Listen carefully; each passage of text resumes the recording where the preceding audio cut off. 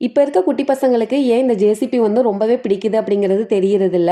So என்கிட்ட வர நெறைய கஸ்டமர்ல சின்ன சின்ன பசங்கள வச்சிருக்கவங்களுக்கு பார்த்தீங்கன்னா, அதிக அதிகம் அவங்க சொல்றது வந்து, "என் பையனுக்கு ஜேசிபினா ரொம்ப பிடிக்கும். ஸோ அந்த தீம்ல கேக் செஞ்சு குடுங்க." அப்படிங்கிற மாரி தான் அடிக்கடி சொல்லிக்கிட்டே இருப்பாங்க.